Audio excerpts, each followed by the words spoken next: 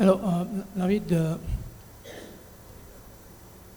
Sri Lanka, as you know, that we are the only team that has not got points on the board.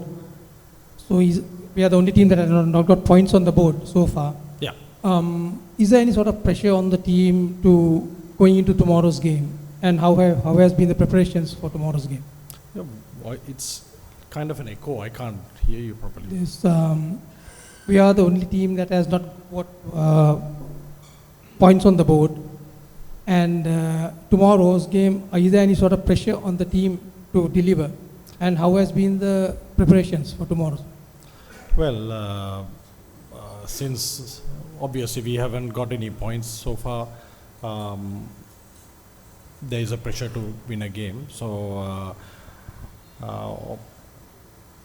the last couple of games we have been performing on and off well in departments, but I think we are yet to produce a tidy game so far, and we have addressed issues, and we have trained the last couple of days, and with a new captain in place, and I think the group is positive and we are looking forward to it. Naveed, first two games we batted really well, scoring past 300 runs, but back to Lucknow and we didn't click very well with scoring only 209. How do you feel about that, and are you ready to take that challenge for next game against Netherlands, because Netherlands meant also day-night, not day-night, day game?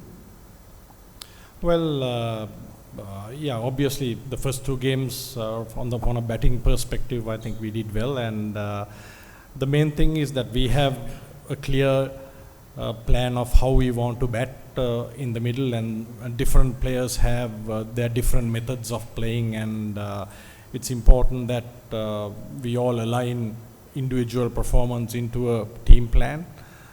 We have discussed that, and hopefully the players are very clear of how we are planning to go about, and yeah, we are looking forward to continuing the normal performances as a batting group.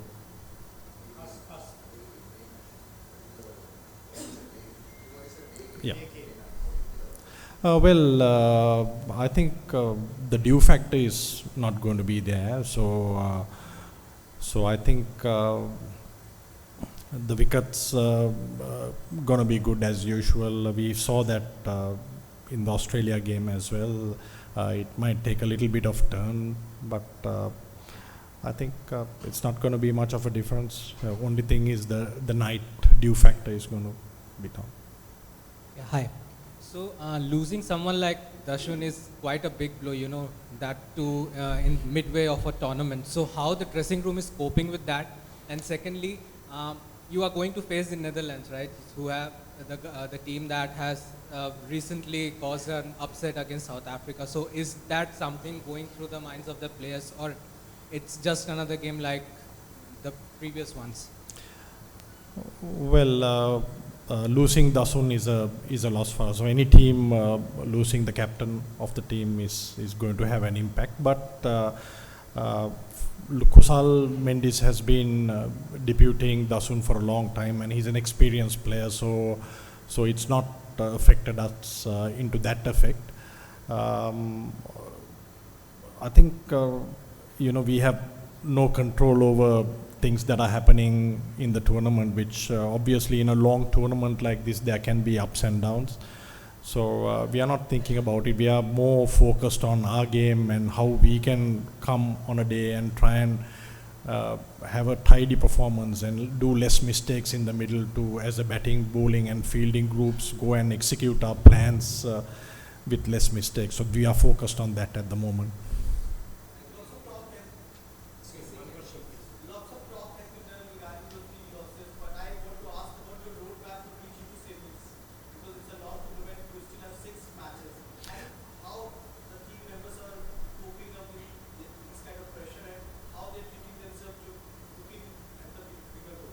Well, it's very simple. You got to take one match at a time, because we can't play 5-6 matches at a time. So we need to be focused on our next game.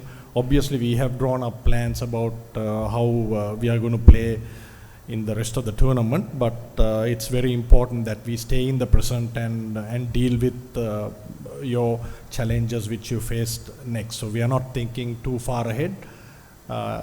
We are trying to deal with what we have in hand and move forward.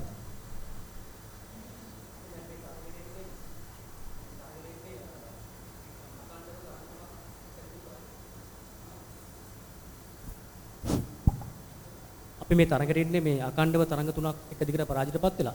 හැබැයි නෙදර්ලාන්තය දකුණු අප්‍රිකාවේ පරාජය කරලා ලොකු තැනක ඉන්නවා. කොහොමද ඔබ මේ අභියෝගය දකින්නේ? නෙදර්ලන්තයේ දකුණු අප්‍රිකාව පරාජය කරන ඒක ගැන අපේ කන්ට්‍රෝල් එකේ නෑ. ඒක මම කලින් කිව්වා වගේ මේ වගේ දිගු කාලන ටූර්නමන්ට් එකක් ගහනකොට ටූර්නමන්ට් එකේ අප්සෙට්ස් වෙන්න පුළුවන්. අපේ ફોකස් එක තියෙන්නේ අපි සෙල්ලම් කරන පිළිවෙල ගැනයි අපේ අතින් වෙච්ච වැරදි මොනවාද කලින් තරඟවල ඒ දේවල් හදාගෙන අපේ පුළුවන් තරම් අපේ බැටිං බෝලිං ෆීල්ඩින් ওই ඩිපාර්ට්මන්ට්ස් තුනෙන්ම අපි කොහොමද වැරදි අඩුවෙන් කරලා ඒ දවසට අපි ගේම් එකකට ඉම්පැක්ට් එකක් කරන්න පුළුවන් තරඟයක් ඉදිරියට ගෙනියන්නේ කියන එක ගැන තමයි අපේ ફોකස් එක තියෙන්නේ. අපිට කන්ට්‍රෝල් කරන්න බැරි දේවල් ගැන හිතලා අනවශ්‍ය පීඩනයක් අපේ ඇඟට දාගන්න එකේ තේරුමක් නැහැ කියලා මම හිතන්නේ. නවිඩ් කුසල් ජනිත් පෙරේරා එදා බෝලේ වැදිලා කන්කෂන් ප්‍රශ්නයක් තිබ්බා. දැන් ඔහු රිකා වෙලාද හෙට මැච් එකට සිලෙක්ෂන් වලට අවේලබල්ද? ඒ වගේම මතීෂ පතිරණගේ තත්ත්වය ගැන පොඩි අප්ඩේට් එකක් දෙන්න පුළුවන්ද? ඔහු දැන් දවස් කීපයක්ම ඉන්ජර්ඩ් වෙලා පාකිස්තාන මැච් එකේ. පොඩ්ඩක් ඒ දෙන්නගේ ඉන්ජරීස් ගැන පොඩ්ඩක් අප්ඩේට් එකක් දෙන්න. ඔව් කුසල් සාමාන්‍යයෙන් ක්‍රීඩකයෙක්ගේ පන්දුව ඔළුවේ වැදුනහම ඒකේ ප්‍රොටෝකෝල් එකක් තියෙනවා. ඒක ඩීල් කරන එක දවස් 5ක් තිස්සේ ડોක්ටර්ස්ලා මෙඩිකල් ස්ටාෆ් එක එයාව මොනිටර් කරගෙන ඉන්නවා. ඊයේ ඔහු පුහුණුවීම් වල නිරත වුණා. අද පුහුණුවීම් වල නිරත වෙනවා. මම හිතනවා හෙට මැච් එක ගහන්න ඔහු අද පුහුණුවීම් කටයුතු කරයින් පස්සේ තීරණය කරයි ඔහුගේ තත්ත්වය බලලා ඔහුට සෙල්ලම් කරන්න පුළුවන්ද බැරිද කියන එක ගැන. මතීෂ පතිරණ තාම රිකවර් වෙලා නැහැ. ඔහුගේ තාම රීහැබිලිටේෂන් ප්‍රොසෙස් එකේ ඉන්නේ. තව මං හිතන්නේ තව දවස් 3-4ක් යනකොට ඔහුගේ දවස් 10ක ප්‍රොසෙස් එකක් හදලා තියෙන්නේ. ඒ දවස් 10න් යනකොට අපිට කියන්න පුළුවන් වෙයි ඔහුගේ තත්ත්වය මොකක්ද කියලා. දැනට ඔහු සිලෙක්ෂන් වලට available නැහැ. Naveed, go with the same questions. Can you give us an update about Dasun Shanaka? And he has been retained in with the team. And why do you all decided to keep him in India? Any particular reason for that? After being ruled out for 3 weeks. Yeah, he's in the process of rehabilitation and he started training already. So he's still he's not in the 15-member squad, but he's in as one of the reserve players. So once his rehabilitation process is done and once we know whether he's available for selection, I think selectors wanted to keep him as a backup in case we face any other injuries in the batting order as a backup option. Naveed, මේ මැතිව්ස් සහ මේ fast බෝලර්ව මේ ඉස්සරහට යොදා ගන්න තියෙන ආකාරය මේ අපිට දැනගන්න පුළුවන්. අනිත් කාරණේ හෙට තරඟෙදී අපි කාසිවාසිය ජයග්‍රහණය කරොත් මොකද ප්ලෑන් එක ඉස්සරහ පොලින් පන්දුවට පහර දෙන්නද ප්ලෑන් එක ඒ සම්බන්ධයෙන් දැනගන්න පුළුවන්. කුෂ්මන්ත චමින්ද්‍ර සහ මේ ඇන්ජලෝ මැතිව්ස් කොහොමද ඉස්සරහට මේ යොදා ගන්න බලාපොරොත්තු වෙන්නේ? ඔව් දැනට ඒ දෙන්න 15 සංචිතේ නෑ. අද තමයි ඒ දෙන්න ඉන්දියාවට එන්නේ. ඉතින් අපිට තව දවස් 4ක් විතර තියෙනවා ඊළඟ මැච් එකට. ඉතින් ඒ දෙන්න මෙහාට ආවයින් පස්සේ මතීෂ පතිරණගේ තත්ත්වේ කන්ෆර්ම් වුණායින් පස්සේ තමයි ඒ ගැන අපිට හිතන්න වෙන්නේ.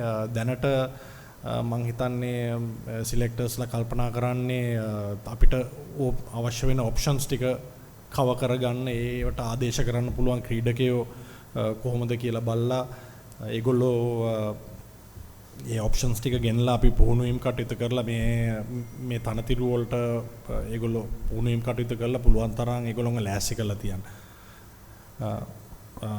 කඩුල්ල අපිට තාම අන්තිම වතාවට බැලුවේ නැහැ. මම හිතන්නේ අද අපිට ඒ අවස්ථාව හම්බ වෙයි කඩුල්ල බලලා කඩුල්ලේ මොකද්ද තියෙන්නේ කියලා බලලා අපි තීරණයක් ගන්නවා මොකද්ද කරන්න කියලා. Coach, obviously Angelo Matthews is coming in, and he's not played an ODI since June. But how ready do you think is he to play immediately, or is he someone you will hold out and see if you need to really bring him into 11, say by the next game, or do you think he's ready to walk into the 11 tomorrow? No, he can't walk in to the game tomorrow because he's not included in the 15 submitted to the ICC. We need to release one of the players from the squad for either Angelo or Dushmanta Chamira to come in. So, like I said before, we have a few injury concerns. So we'll make that decision in the coming days, depending on the reports from medicals.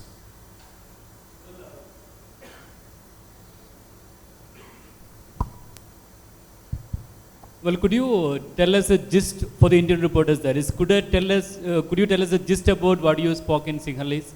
The main factors. Sorry, can you come again? It's echoing. I can't hear you properly. Yeah, for the Indian media, could you tell us a gist of what you have been speaking in Sinhalese about that team situation, the injuries and all? All right. There were many questions asked in Sinhalese. Which one do you want to know? Yeah, but the most important ones, that we have not asked so far. Yeah.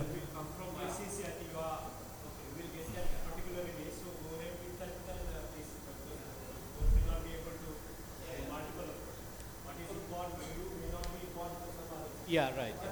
Okay, in that case, I have a question. So looking back, do you think it is the bowling that you need to maybe work hard on, looking ahead to the rest of the tournament? Well, as you know, we came into this tournament with a lot of injuries to our main bowlers. We've been having this in the last couple of months. Wanindu Hasaranga was ruled out, and Dushmanta Chamir was ruled out. Mahesh Theekshana was ruled out for the first couple of games. So we had a concern there, to be honest.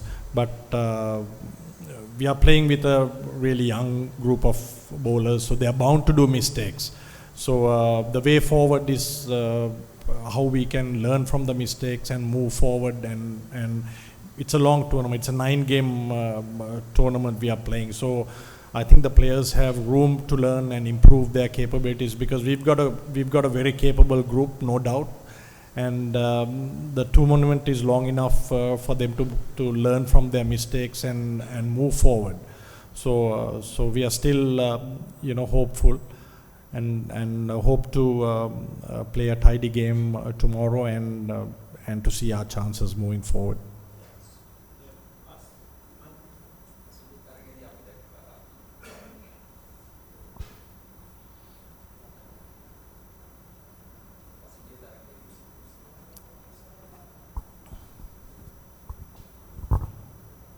පසුගිය තරඟේදී අපි දැක්කා මේ මන්දුවේ මියන්සේ යම් දුරට විශේෂයෙන් අර විල්ෂාන් මත්සංග කිව්වා යාගේ පැත්තෙන් අනිත් පැත්තට සහයෝගයක් තිබුණා නම් අපිට මේ තරඟේ වෙනස් කරන්න තිබුණා කියලා. ඊට තරඟේදී මොකක්ද සැලැස්ම මන්දුවේ මියන්සේ වෙනස් කරන්න බලාපොරොත්තුවක් තියෙනවද? තාම තරඟය ක්‍රීඩා කරන 11 තාම සිලෙක්ට් කරලා නැහැ.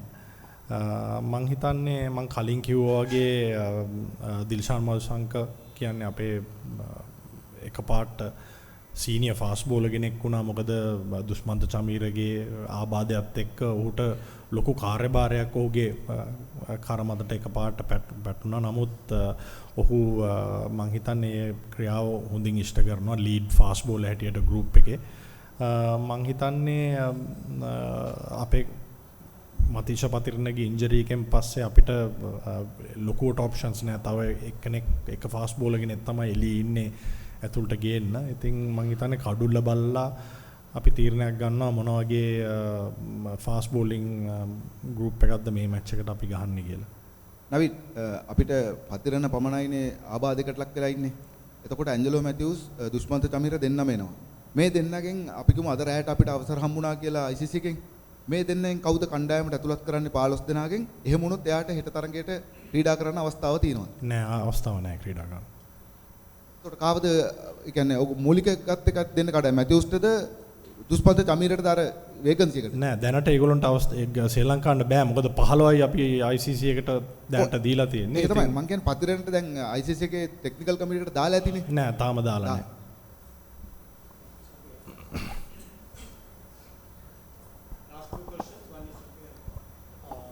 නවිඩ් දැන් අපේ කණ්ඩායම දිහා බැලුවොත් එහෙම පහුගිය මාස කිහිපෙම අපිට තියෙන ප්‍රශ්නයක් තමයි මැද පෙළ විශේෂයෙන්ම නම්බර 6 7 තියෙන යම්කිසි දුර්වලතාවයක් තියෙනවා.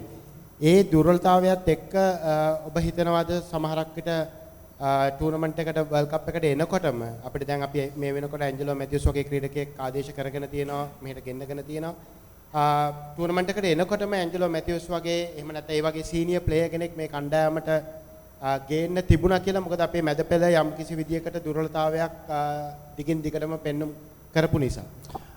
මෙහෙමයි මට සිලෙක්ෂන් ගැන කමෙන්ට් කරන්න බෑ. නමුත් මැද පෙළ අපේ දුර්වලතාවයක් තිබ්බා. මම ඒක පිළිගන්න වෙනවා.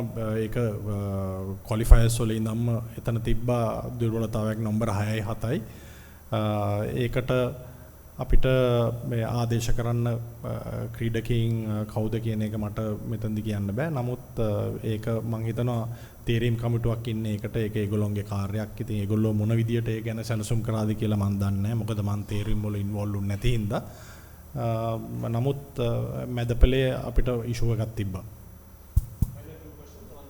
මතීෂ කුසල් හැරුණාම වෙන ප්‍රධාන 15 දෙනා අතර ඉන්න වෙන කිසිම ක්‍රීඩකයෙක් වෙනුවෙන් ආදේශ කිරීමක් ඉල්ලලා තියෙනවද ටෙක්නිකල් කමිටුව එකෙන් මේ වෙනකොට? මතීෂ හෝ කුසල් හැරුණාම වෙන කිසියම් ක්‍රීඩකයෙක් වෙනුවෙන් ආදේශ කිරීමක් ටෙක්නිකල් කමිටුව එකෙන් ඉල්ලලා තියෙනවද මේ වෙනකොට? නෑ අපි මතීෂට ඉල්ලත් නෑ කුසල්ට ඉල්ලත් නෑ ආදේශ කිරීමක්. නෑ කාටවත් ඉල්ලලා නෑ.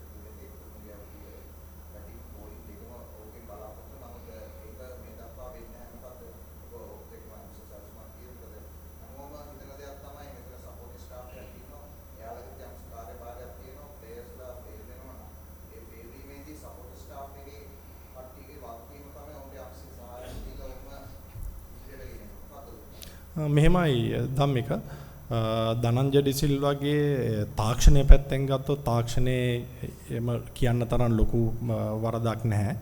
ඔහුගේ ගේම් අප්‍රෝච් එකේ පොඩි දේවල් තියෙනවා. ඒ දේවල් අපි ඩිස්කස් කරගෙන යනවා.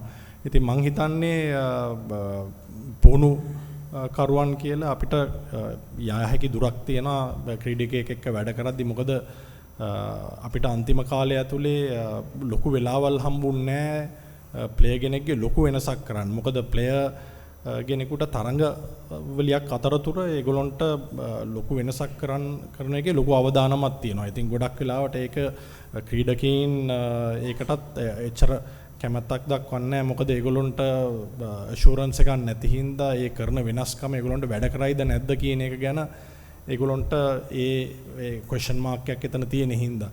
නමුත් මං හිතන්නේ ධනංජය ඩෙසිල්වා ක්‍රීඩකයෙක් හැටියට යම් දෙයක් කරලා තියෙනවා. ඔහු පන්දුවෙන් ඔබ කිව්වා වගේ පිටෙන් සහ පන්දුවෙන් දෙකෙන්ම කරලා තියෙනවා. නමුත් මං හිතන්නේ කන්සිස්ටන්සි එක පැත්තෙන් ගත්තාම ඔහු එතන අඩුපාඩුවක් තියෙනවා.